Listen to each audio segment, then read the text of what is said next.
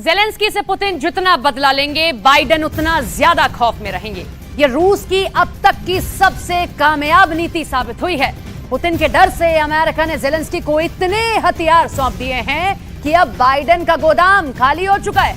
अगर आज की तारीख में अमेरिका का किसी से सीधा युद्ध हो जाता है तो समझ लीजिए कि बाइडेन के पास लड़ने के लिए हथियार तक नहीं बचेंगे। ये दावा अमेरिका की मीडिया ही कर रही है।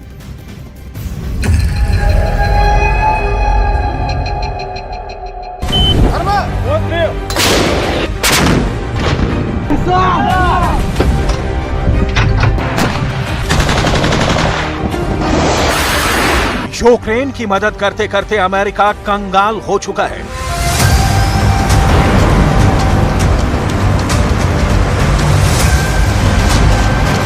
बाइडेन की बेचैनी पूरी दुनिया जान चुकी है।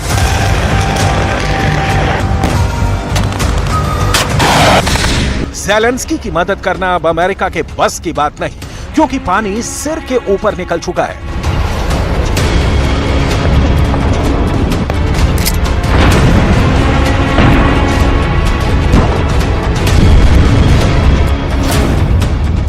अमेरिका का गोला बारूद वाला स्टॉक खत्म हो चुका है। अमेरिका का गोदाम खाली हो चुका है। यह दावा खुद अमेरिका के मीडिया में किया जा रहा है। बड़े बड़े थिंक टैंक बता रहे हैं कि यूक्रेन को बचाने के चक्कर में अमेरिका बुरी तरह फंस गया है।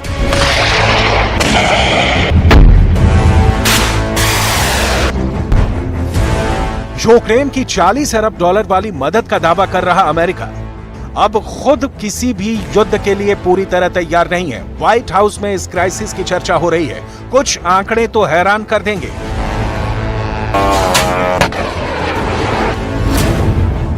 अमेरिका ने यूक्रेन को करीब 11 लाख तोप के गोले सप्लाई किए हैं। ये 155 मिलीमीटर वाले गोले हैं।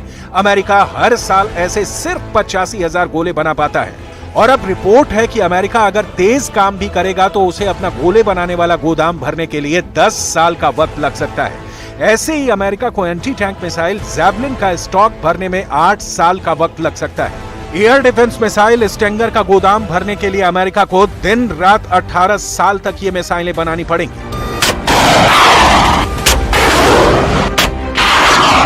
कुल मिलाकर अमेरिका ने यूक्रेन को बचाने के चक्कर में अपने हथियार खत्म कर दिए हैं। अमेरिका का हथियार वाला स्टॉक पूरी तरह से खत्म हो चुका है। और अब अगर अमेरिका की रूस या किसी और देश से डायरेक्ट जंग शुरू हुई तो बाइडेन का हाल ठन ठन गोपाल वाला होगा। बाइडेन ने अमेरिका को बहुत ज्यादा मुश्किल में डाल दिया है। सोचिए कितने दयनीय होंगे वो हालात जब अमेरिका की सेना बाइडेन को बताए कि हमारे पास तोप हैं लेकिन गोले नहीं हैं, हमारे पास स्टिंगर मिसाइल नहीं है, हमारे पास जैवलिन मिसाइल खत्म हो चुकी है। ज़ेलेंस्की को भी अमेरिका का एहसान मानना होगा।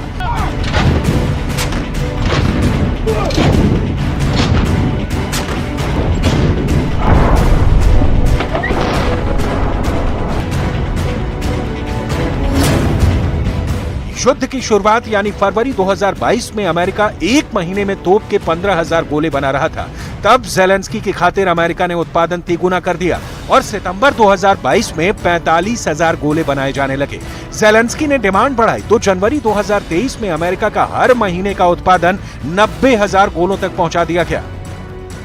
अमेरिका के पास बड़ी बड़ी मिसाइलों की कमी बेशक ना हो, अमेरिका के पास परमाणु बम की किल्लत चाहे ना हो, लेकिन एक पारंपरिक युद्ध जमीन पर आमने सामने वाली लड़ाई में लड़ा जाता है। तोप के गोले नहीं होंगे, रॉकेट नहीं होंगे और अगर एंटी टैंक मिसाइल नहीं होंगी तो युद्ध के हालात में बाइडेन को आज नहीं तो कल पुतिन के सामने सरेंडर करना पड़ेगा। अमेरिका के सामने 4 बड़े दुश्मन हैं। इसमें रूस और चीन अमेरिका के लिए बहुत बड़े चैलेंज हैं, जबकि ईरान और उत्तर कोरिया जैसे देश अमेरिका के लिए वैसे ही हालात पैदा कर सकते हैं जैसा वियतनाम युद्ध में हुआ। इन चारों से लड़ने के लिए अमेरिका का तोपखाना खाली हो चुका है।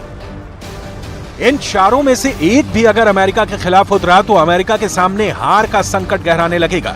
Centre for strategic and international studies की रिपोर्ट है कि अगर चीन के साथ ताइवान स्ट्रेट में युद्ध होता है तो अमेरिका के पास 1 हफ्ते के अंदर हथियार खत्म हो सकते हैं। इससे अंदाजा लगाइए कि अमेरिका कैसे यूक्रेन को बचाने के चक्कर में खुद कुएं में कूद गया है और अब वहां से उसके लिए निकलने का कोई जरिया नजर नहीं आ रहा।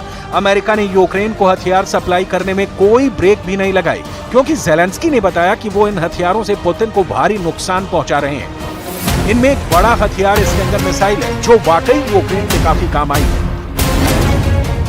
यूक्रेन ने रूस के 315 फाइटर जेट और 310 हेलीकॉप्टर मार गिराने का दावा किया है। इनमें ज्यादातर स्टिंगर मिसाइल का ही टारगेट बने हैं।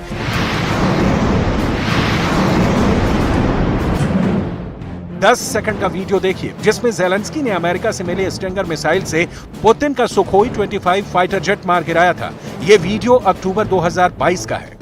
पुतिन का फाइटर बहुत नीची उड़ान भर रहा था। पायलट को यकीन था कि उसका कुछ नहीं बिगड़ेगा। अचानक इस विमान से एक मिसाइल टकराती है और इस फाइटर का मिशन ओवर हो जाता है। पायलट इजेक्ट करता है, यानी वो सीट समेत पैराशूट के जरिए विमान से बाहर आ जाता है। जब पायलट पैराशूट से नीचे आ रहा होता है तब एक दूरी पर विमान को गिरते हुए और आग के गोले में तब्दील होते देखा जा सकता है। ये हमला स्टिंगर मिसाइल से ही किया गया था। रूस का सुखोई 25 काफी नीची उड़ान भर रहा था। तभी जंगलों के बीच तैनात यूक्रेन का एक फौजी अपने स्टिंगर मिसाइल के साथ तैयार रहता है और वो इस मिसाइल को कंधे पर रखकर लॉन्च करता है और फिर स्टिंगर मिसाइल विमान से जा टकराती है। मिसाइल जैसे ही विमान से टकराई, पायलट को इजेक्ट करना पड़ा क्योंकि विमान आउट ऑफ कंट्रोल हो जाता है। विमान दूर जाकर गिरता है, जबकि इस दौरान पायलट वक्त पर पैराशूट की मदद से किसी तरह विमान से बाहर निकलने में कामयाब रहता है। अमेरिका ने यूक्रेन को इतनी स्टिंगर मिसाइल सप्लाई की हैं जितनी उसने पिछले 20 वर्षों में निर्यात नहीं की हैं। इससे अंदाजा लगाइए कि बाइडेन ने कैसे अपने ही गोदाम से ये मिसाइल निकालकर ज़ेलेंस्की की फौज में बांट दी। इस स्टिंगर को मैन पैड्स कहा जाता है, यानी man portable air defence system, जो कंधे पर रखकर ऑपरेट की जाती है, या कहें कि ऐसी मिसाइल जो एक फौजी कहीं भी उठाकर ले जा सकता है और वो उसे अकेला फायर कर सकता है। ये ऐसी मिसाइल होती हैं जो 5000 मीटर की रेंज तक दुश्मनों के ठिकाने, उनके हेलीकॉप्टर और ड्रोन को मार गिरा सकती हैं। इस स्टिंगर के बाद अमेरिका के सामने 155 मिलीमीटर वाले गोलों का संकट गहरा गया है। यह गोला किसी भी आर्टिलरी का सबसे घातक हथियार माना जाता है। ये गोला जहां गिरता है उसके 50 मीटर के दायरे में कोई भी जिंदा नहीं बच सकता। अगर कोई 100 मीटर के दायरे में है तो उसका घायल ना होना नामुमकिन कहा जाएगा। इस गोले की फायर पावर सबसे ज्यादा होती है और ये M777 जैसी तोप से दागा जा सकता है। ये तोप भी अमेरिका ने ज़ेलेंस्की को बड़े पैमाने पर सप्लाई की है। लेकिन अब गोले खत्म होने के बाद बाइडेन ने जैसे हाथ खड़े कर दिए हैं। ज़ेलेंस्की को अब 155 मिलीमीटर वाले गोले खत्म होने के बाद अमेरिका की तरफ से 105 मिलीमीटर के गोले सप्लाई किए जा रहे हैं। जाहिर है कि अमेरिका के पास अपने लिए ही स्टॉक नहीं बचा है। अब सवाल है कि यूक्रेन में चल रहे युद्ध को लेकर बाइडेन ज़ेलेंस्की से पहले खुद को कैसे बचाएंगे। बाइडेन इस बात से बहुत टेंशन में है कि वो यूक्रेन को लगातार हथियार सप्लाई कर रहे हैं। अमेरिका का हथियारों वाला स्टॉक खाली हो गया है। अब उनके सामने बड़ा चैलेंज अपना गोदाम भरना है, जो आसान नजर नहीं आ रहा।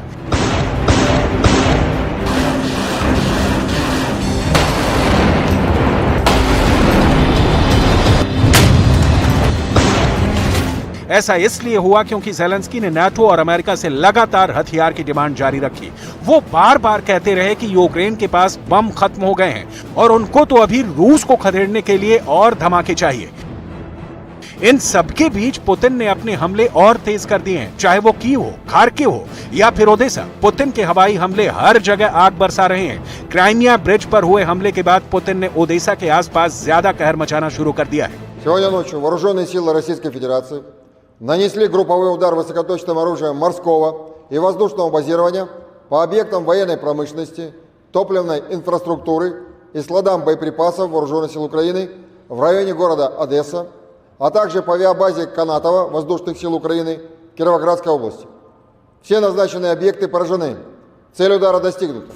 युद्ध को करीब 1.5 साल का वक्त हुआ है और इस दौरान यूक्रेन के अंदर इतने बम बरसे हैं कि ज़ेलेंस्की और पुतिन दोनों ने इसका हिसाब रखना छोड़ दिया है। लेकिन बाइडेन के पास हर गोले का अकाउंट है और यही वजह है कि वो ज़ेलेंस्की नहीं, नाटो भी ज़ेलेंस्की से बहुत ज्यादा नाराज है, क्योंकि इतने बड़े पैमाने पर हथियार खपाने के बावजूद बाइडेन को इस युद्ध का कोई नतीजा निकलता नजर नहीं आ रहा।